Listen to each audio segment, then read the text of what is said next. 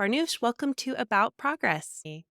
I am really eager to dig in because I have found myself as someone who is still working on trying to grow in the most important areas of my life. Mhm. One of the things I get stuck on still to this day, which I find very frustrating, is fear. And you happen to write an entire book about it, and we're going to dig deep. But I wanted to start with a little bit of your own background and what your relationship with fear has been like. Fear and I go way, way back, Monica. I was the poster child for fear as a kid growing up in the 80s, the daughter of immigrants from Iran, a young girl who had a lot of differences from a lot of her peers, whether it Hmm. was like external differences like my name, my appearance, and then behind the scenes being culturally different. And I think as a kid, all you want to do is assimilate because that's survival. And it's acceptance and it's love. And so I struggled with fear a lot as a kid. And my mother, who was very young when she had me, she was 19 years old, Yeah. also new to this country, didn't speak the language. We were just two peas in a pod most of the time as my father would be at work. She raised me to be intentionally scared so that I would, quote unquote, stay out of trouble. Got it. And she's admitted to this. So Mhm. I wasn't allowed to do a lot of things that my friends were allowed to do because my parents were afraid of like these Western culture ways of doing things like sleepovers. Nope, you sleep in your own bed. Walking home from school, absolutely not. Mm. And I grew up with a bit of a not a chip on my shoulder, but like always cautious, always almost like hard to trust people as a result. And I'll admit that. I don't think that my relationship with fear has been perfect at all. But I think the reason that it has blossomed is because there was a turning point where I had to reckon with it because fear is not something that can just go away because we tell it to. We can't just wear our fearless capes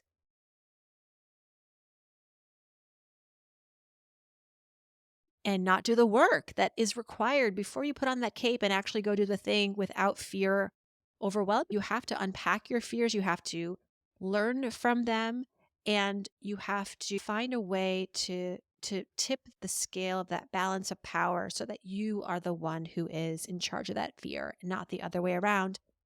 And so I'm really excited to talk about fear. I think it's like for me it's been an evolutionary relationship and I think we can all get there. It's funny because I've been realizing one of my greatest fears is fear. It just doesn't feel good to be afraid. And I almost try to avoid fear altogether. But just like anything else you avoid, it will find you. Mhm. And so let's start with how you want people to shift their perspective and relationship with fear. What does that even look like? I'm guessing it's not avoidance, Mm. which, like I said, is my go to tactic that doesn't work. So, what should we be doing instead? It's not avoidance. It's not seeing fear as an enemy or as a sign of weakness. I think culturally and for generations, and not just our culture, I think it's pretty universal that fear has been branded as an emotion that is a waste of our time. Fear, nothing but fear itself. Famous speech, FDR, during the Great Depression, no less, when there were a lot of terrified Americans, and rightfully so. See, I want us to see fear as an emotion like every other emotion that shows up usually for a reason. It is personal, it has a message, and therefore deserves some attention, some some space in our Mm. minds and in our lives and some respect too. I think that fear again is look, we all fear things. It's universal in some ways, but also the fears that you have, Monica, and the fears that I have, and the fears that our listeners are harboring, all different for different reasons. They are reflections of our lives, the experiences that we've had, the relationships that we have embraced or not embraced. And so fear is really a mirror to your Mm. life. And that may be hard to hear. That may be hard to accept because, again, we have been so conditioned to dislike fear and to see it as a negative as opposed to potentially a positive. Don't take it from me if you don't want to. There was a study done this year, 2023, across various academic programs where they looked at Americans who looked at words like fear and sadness and anger as neutral. Like they didn't really have a negative association with these words. Some of them thought they were great, like me. I was in the great camp. They are happier than those of us who see these words, feel these emotions, and immediately the instinct is, this is bad.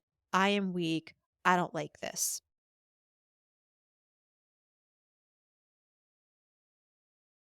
Because on the road to happiness, I would argue, and I think we could all agree, that you have to be comfortable in your skin. You have to like yourself. You have to like all of yourself. You have to like your good parts and your bad parts and your optimism and your pessimism, all of it. Because why? Because it is all part and parcel to who you are, who you've become, what your values are, what your goals are. I say, show me someone who claims to be fearless, and I will show you someone who doesn't actually know themselves that well. Well, that right there demands a slow clap from me because you're so right. Every fear is a mirror. It's a mirror of our experiences, like you said, but also other parts of ourselves, our characteristics, our desires, the things that we are scared of are so connected to those desires. I want you to help me sort through this puzzle of how do we then make room for fear Mhm. without staying in that room? You want to have a conversation with fear, and this conversation has closure, I promise you, but it has Mm, to have a beginning. On the fear spectrum, right? There's different kinds of fears, there's different degrees of fear. I chose 9 different fears for this book, the ones that I felt were in many ways relatable. I've certainly experienced them. So, fear of loneliness, fear of rejection, failure, uncertainty, money, of course, as I've dedicated my whole career to personal finance. But I think it's important that you have a conversation when fear shows up. And usually, a really good starter, an icebreaker with the yeah. fear is to say, do you want me to protect? Actually, Mm. fear shows up for a reason. You and I would not be podcasting today if it weren't for fear. So thanks, fear. But fear is an internal signal, it is a biological response to something that is happening to you that feels threatening. But why does it feel threatening, right? Is it because you want to protect something of importance, of value, a goal, a relationship, something you've worked very hard for? I think that begs attention. That requires some focus. And fear is a nudge towards that. It's a nudge to basically turn you inward in many cases. So to reevaluate, to reexamine, to see again or for the first time what it is that you actually care about that seems to be at stake. Maybe it is you want to protect your safety, your sense of dignity, your sense of accomplishment, a relationship, all valid. Then it's about how can I go and do maybe that thing that initially felt so terrifying that I just wanted to avoid it. But now I'm going to maybe actually go still do that thing, but I have to create a roadmap for myself that incorporates these aspects of my life that I want to protect. And that's where we do things in full self alignment, right? That's a huge difference to me. So it's not to avoid, it's not to be afraid of, it's to have a conversation with, ask questions with, and let it give you information that you need to move forward. I wouldn't say without fear, but in a way that it's not in the driver's seat. Am I Right. You getting this can look, right? yes, and you can look back and say, I did the thing thanks to fear, but not with the fear. I did it Okay. because of the fear, but not entrenched in the fear, right? And so fear is an informant. It is an informant. And as an informant, you can choose to do what you want with it. You can choose to do what you want with the information. You can choose to take it with you. You can choose Mhm. to say, oh, that was interesting. That was an interesting lesson, or that was an interesting observation that fear gave me, but I'm going to still go in this direction or not. And I like that in making room for this, sometimes we are being made aware that perhaps in our pursuit of avoiding a fear or not listening to it or even letting it lead the ship, we're not paying attention to the fact that sometimes it is right that we don't follow through with Yeah. something or we do Hmm. it differently than if we had been avoiding that whole internal conversation. Now, I learn best with a lot of examples. And so, to help me learn and my listeners, I wanted to take on 2 fears in particular that I thought were really in alignment with what our community struggles with. And so Let's take fear of uncertainty. I'm going to read one part from your book that I thought really encapsulates why this can be an issue for us, especially as recovering perfectionists. I know I said on your show that perfectionism is just fear of uncertainty in many ways. Mm. And so, what you've said here is the trick is to learn what this fear is trying to tell you. Your fear is protecting you, keeping you on high alert, contemplating the what ifs, and creating an escape plan. This is all part of the foundational work needed to make your next best move. Whether you're experiencing a dead end relationship, tumult at work, or deep uncertainty in your personal life, trying to make a decision like going to college or not, getting married or not, having kids or not, your fear is helping you lay the important groundwork for getting out of an uncertain mess. Mhm. Let's talk about uncertainty. Why is that such a deep fear, especially for recovering perfectionists? It's a deep fear for all of us, but particularly those of us who source so much of our sense of comfort and control Yeah. from predictability,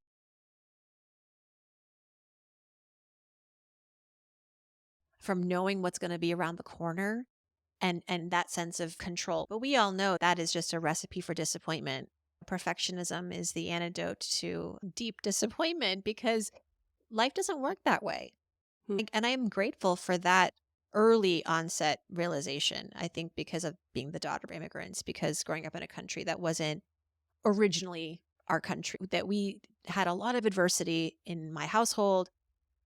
And I think even as a woman too, and raise your hand if you're a woman and like, everything's been easy breezy for you and no hands are up. And so things don't always go our way. And that's terrifying because it's hard to be able to maneuver on your feet. It's hard to also let go of the goals that you had been hoping for, that you've been planning towards, and now have to start anew. It's not to say that fear is irrational. No, I think that too long we've been told that message that, like, you fear uncertainty? Oh, get over it. Yeah. Life's uncertain. Move on. Yes, I think that's the promised land for all of us. But in the meantime, until we get there, there is work to be done.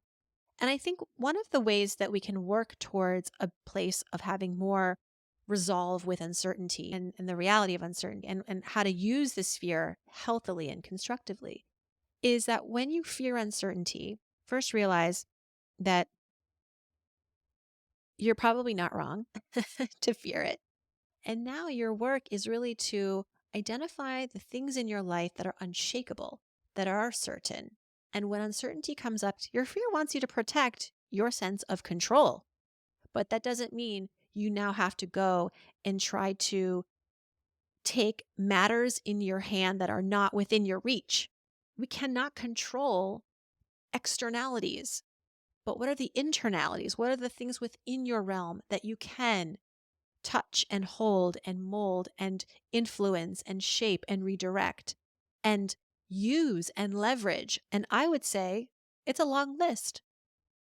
It starts with your own resourcefulness, your appetite for curiosity, for learning, for doing, for taking action. That's a huge asset. That is an unshakable truth. Remember that. And you can apply these skills, these attributes, these tools to pivoting, to taking action in a different direction that maybe wasn't what you planned, but here you are doing the thing. When I got laid off in 2009 in the thick of the Great Recession, my fear of uncertainty initially, it did trap me. It felt very trapping to be in that moment. I was stuck in bed. I felt very bad for myself. I allowed myself to go through the grieving, and I think we should. I think when there's uncertainty and you feel shaken, like that's okay. It was my job title, it was my salary, it was my health benefits, it was the sense of accomplishment too that I derived from this job that was now feeling very deflated. And I recognize that, yeah, all those things are gone, but what remains? What has endured? What is, again, a non negotiable fact of my life that is a tool, that is something that I can leverage? And it was so many things, including the things I just talked about. I had a degree, I had a community of people who respected my work, who I was going to now call them and see what I could do. But also, I had hopes and dreams and visions too that I was too scared to pursue while working a full time job. I Mm. had always thought about entrepreneurship, but it always seemed really scary to me. And now I was faced with an even bigger fear, which is that if I go back and work in the 9 to 5 space, there's a lot of uncertainty there too, which I hadn't quite recognized. And now I'm living it and experiencing it. And so I had the benefit of the layoff to teach me Mm. that uncertainty is a part of life, that if you're scared of something because it is uncertain, it should not be a dead end. It should just be something you need to plan for. We have our plan A's. Very important in life to have a plan B and a plan C and a plan D and feel really good about those alternate plans. So, another offer for the fear of uncertainty, it's like it's asking you to calibrate and calculate. Like, you fear the uncertainty of maybe the future or what's around the corner. But if you don't do the thing, isn't that scarier? And if it is, then that is your catalyst and your reason to go do the thing. Because it's sometimes life is just a matter of weighing the fears. It's like, what is scarier? I remember I was earning $18 an hour before taxes, working in an editorial room in New York City. Yeah, I was gonna say the most expensive city The in most the expensive. world. So Yeah.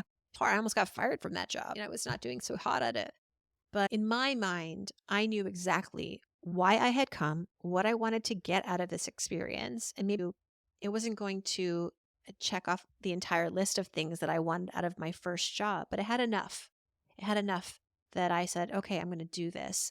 And I remember one day, our head of communications for the magazine came into the newsroom and said, "Hey, everybody, CNN would like to interview somebody from our staff about our monthly issue, our new monthly issue. It was about real estate and housing. Does anybody want to go? It's in a couple hours. We'll get you a cab. It'll be great." And nobody wanted to go. And I said to myself, I'm going to go. And I said to her, I'll go.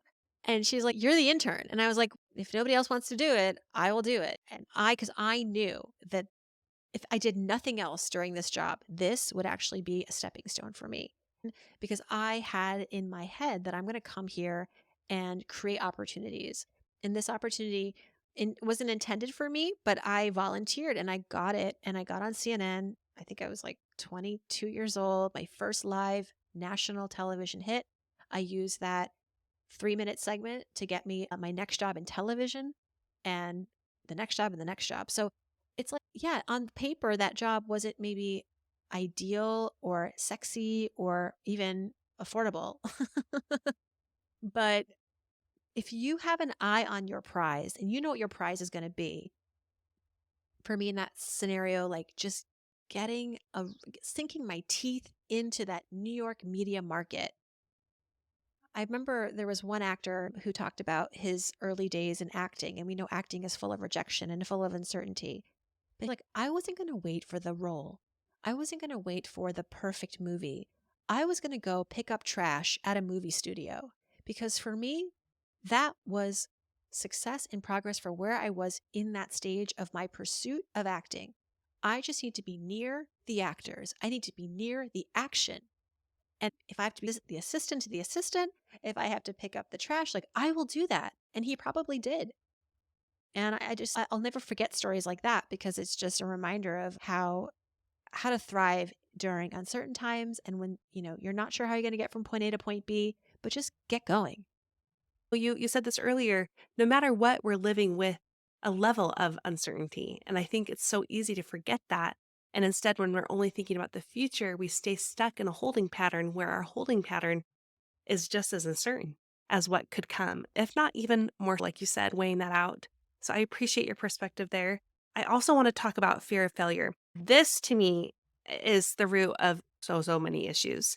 And in particular, with anyone who is finding themselves in that holding pattern, I think a big part of why we fear failure is because we have this message in the zeitgeist that translates to toxic positivity. Like it's your day, it's your life, you make the decision, you make your own way. And while that all can be inspiring and motivating, and we all can also have ambitions that we're working towards, like having a vision in mind matters and taking responsibility matters. I think to some extent, we almost take life too personally. So Hmm. we think a failure is personal, that Hmm. we made that happen. It's a reflection of us and our lack of capabilities or our lack of goodness or worthiness of getting the outcomes we want. But instead, what I'm hearing you say is That's just part of life. And in order to face this fear of failure, you have to make room for the fear, or otherwise, you're going to stay safe. In other words, you're going to stay stuck. Yeah. So, I would love an example from you on maybe even a failure that you had, Yeah. or you had to face this fear of failure, and how it wasn't exactly just because of you. It Oh, was just life, and how acknowledging that helped you move through it better. when we fear failure, it is sometimes a nudge to recognize that you are being set up for failure. And now I'm all about personal accountability. I will do my best. I will be accountable. But the truth is, sometimes you find yourself in situations where the environment, the people, the systems at play are not setting you up for success. They're setting you up for failure. And that's not a great place to be in. When I was at that job after college, Money Magazine, it was, in fact, I will just say it because it's in the book, no secrets there. Yeah. I almost got fired for a factual mistake, a failure in the magazine. I wrote, looking back, it's like comical, but in the moment, I was terrified of losing my job because they told me, we are going to almost fire you if you do this again. I described dollar stores as where everything is a dollar, and it printed and it ran. And my editor, who worked on the story with me, who read it also before it ran, called me in, very disappointed in me, showing me the pages, saying, "Can you spot the error?" And I didn't know what he was talking about. And then he read it out loud to me. And it was like, Hmm. he's like, "Not all dollar stores sell things for just a dollar, Farnoosh. You said all. You should have said most or many." And I was like, oh my gosh. Okay. Now, he is absolutely right. I made the mistake. I owned it. And I learned so much from that. Like, I think my early years in magazine writing and in early days of journalism gave me just a fierce dedication to fact checking and the truth, which I think is hopefully what we want all journalists to dedicate themselves to. But thank you, Money Magazine, for terrifying me into that role. But you know what? As I thought about that experience, and as I called my mother in tears, actually, the shortly after that meeting, she said to me in Farsi, she said, "Those stupid idiots," which is ahmara. And I was like, "Mom, did you not hear this? I made the mistake, my failure." She goes, "Yeah, that was stupid. But let's understand your environment. Okay. You are new to this job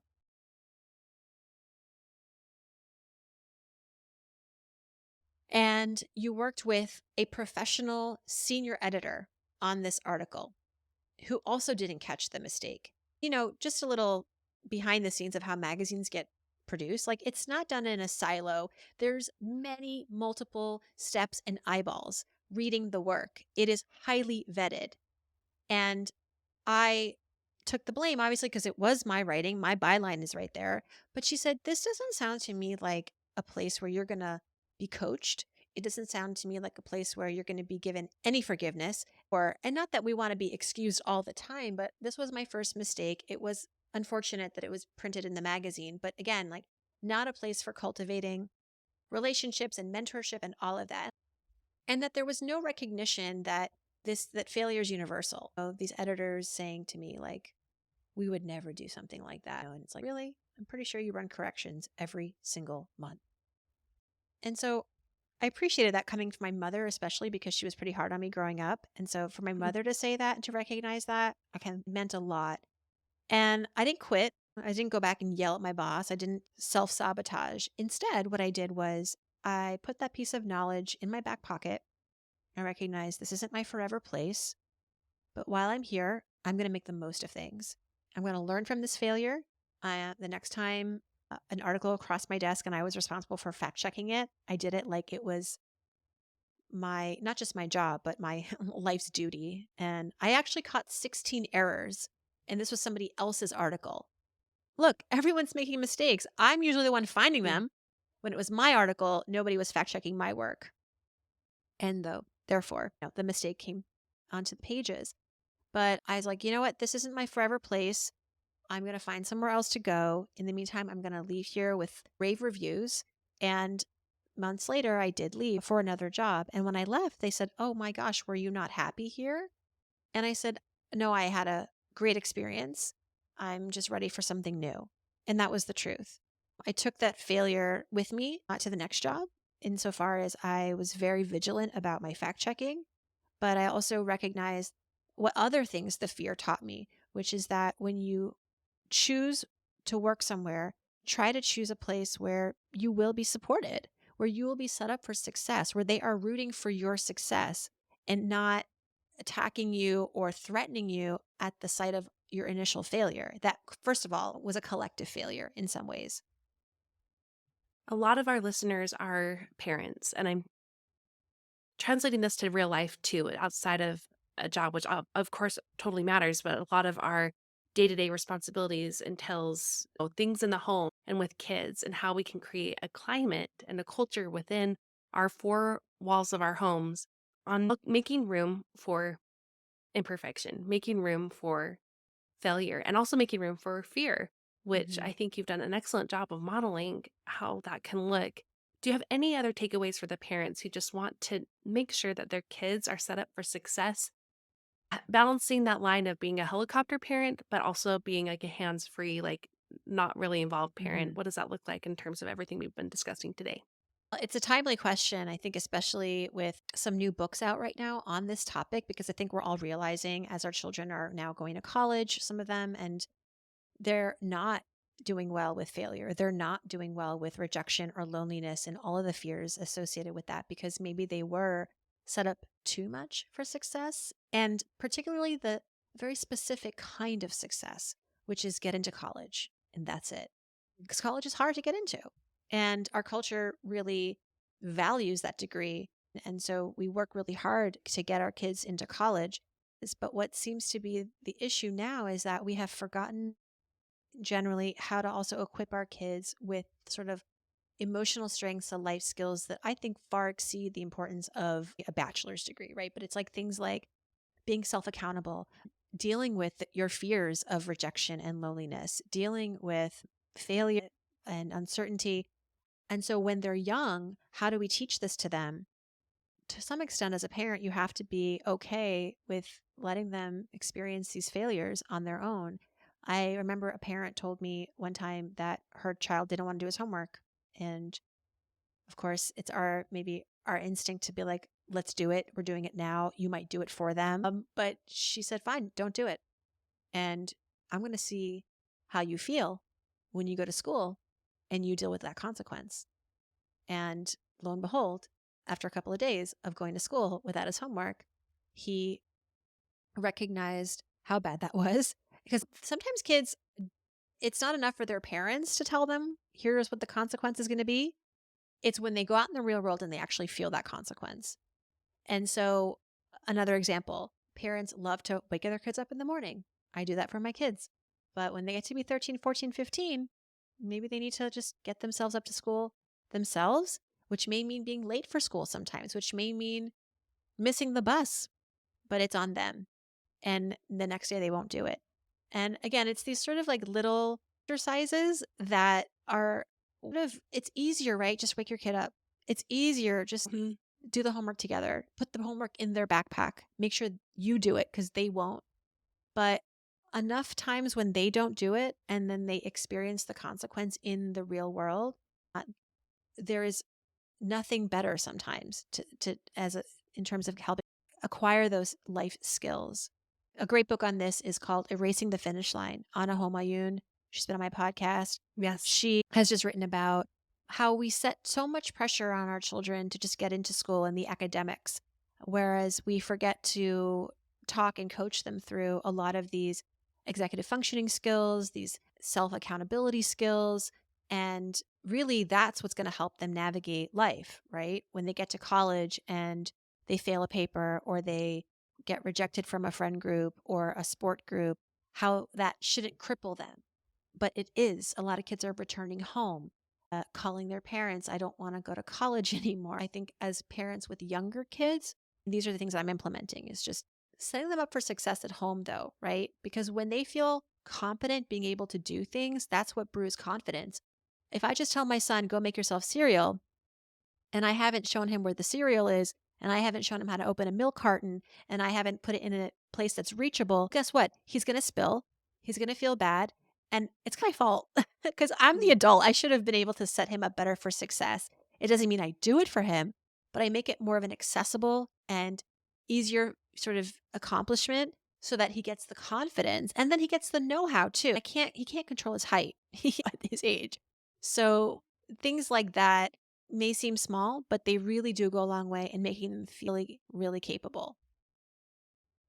I love the whole full circle that this has been for me, not only to learn more from your own story, but how we can apply it in our own homes, starting with modeling failure too, modeling how we're working through our fears or when something's hard for us, and helping those in our households and in our relationships have that space too, both be set up for success and to make room for the imperfections and the pivots and the twists and turns along the way. Speaking of twists and turns, I feel like many people will see your book. Gonna hold it up. I have my napkin as a mark for a quote I read earlier, but so they're going to look at this and think, like, this seems like a pivot from the Mhm. typical things you talk about. You've written other books on money and financial literacy, and you have a whole podcast that is extremely popular called So Money. So, why write a book all about fear? We talked about it a little bit about how I grew up terrified and how, as an adult woman, I haven't been able to be fearless like all the books want me to be and all the Instagram quotes want me to be. I just feel like when we talk about fear, we're talking about life. And similarly, when we talk about money, we're talking about life. There're just so many intersections. Mm, Whenever we're talking about money, the emotional underpinning is fear. So while I haven't identified it directly over the last 20 years of working in personal finance, it has always been the third wheel. It has always been the silent guest on my podcast as guests yeah. and my audience send in questions about money and we talk about money, whether it's like, should I buy the house or rent? Should I start the business or not? Should I quit my job? Should I ask for more money? All these shoulds and coulds are rooted in an aspect of fear. And I thought that was just an interesting place to start a new conversation about money, but not just money, but life, right? Because I think I'm ready for those bigger, meatier conversations. I'm really tired of talking about 401ks and I'm Roth sure. IRAs. Yeah. It's been a long 20 years of talking about budgeting. Yeah. I'm really ready to bring more of myself to my work. My Hmm. audience and my guests, like you've been on So Money, have been so generous to talk about their personal lives as it pertains to money and success. And I felt that I have stories to tell too that are not inconsequential to the person I've become. And increasingly, people are curious about me. How did you do all these sort of seemingly risky things, seemingly fearless things? And the answer is fear. That's I've the never answer. lost, Yeah. yeah, I've never lost touch with my fears. And I'm grateful for that. This will really turn a lot of things on their heads for people, especially if they find themselves safe but really stuck in this place of fear, regardless of what that fear is for and about. And there's, I love your personality in the book too. I think a book about fear would be very serious, but I found it very story driven and also quite funny. You have a great sense of humor and also hope giving. No, it gave me Mhm. ways to take action on it, especially each at end of the chapter, you give us some takeaways on what we can actually do about this particular fear, like fear of uncertainty and fear of failure, Mhm. like we talked about today. So I want to encourage them to go and get a healthy state of panic. And we'll also direct them to your podcast, So Money. Is there anywhere else you want them to go? Thank you so much. I would just say Instagram is my favorite social media platform. I'm hanging out in the DMs there. So if you have questions for Awesome. me, if you want to give me your 2 cents on the book, I love reading reviews. That's a great place to connect as well. I have one final question for you because we are at Action Community, but in small steps. If there's one thing you can advise listeners to do today to take action on what they've learned from you, what would that be?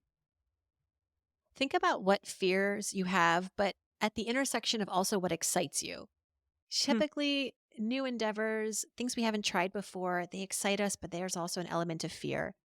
And I love those kinds of fears. I love those. I love that intersection. I want you to live there a little bit. I want you to experiment with it. I want you to take a baby step towards that, because that's usually on the other side of that is usually some of the best life changing moments and experiences. For me, that was stand up comedy, which was like a Really? terrifying. Yes. Yeah, I've always been like so fascinated by stand up comedy and scared me. So many scares, so many fear. And I didn't just go up on a stage and just blah my way through a set. I took a class because that was my way of protecting my fear. I wanted to protect my preparedness. I wanted to protect my sense of control on stage. And with that comes a lot of practice and learning and trying and rehearsing. And so I did that before I did the thing. And then I got on stage finally, and it was a lot of fun. And I did it for a little bit. And then the pandemic happened. And I'm hoping to get back to it. But ultimately, this book was a derivative of that experience as well. And I put the stand up comedy skit that I did on Facebook. A literary agent saw it. She was laughing and she reached out and said, "Hey, do you have more of this material? I would love to see more of your writing around this." And I said, I don't. It's all in my head. Is that okay? Does that count? And she said, "Oh, no, please start writing." And so I did. And it's essentially now a healthy state of panic. I love that connection so much. This has been amazing. I'm so glad that you made space for your fears and you let them lead you to this direction of writing the book. And I appreciate your work so much and you as a Thank human. you. Thank you, Thank you, Farnish. Monica. Thank you.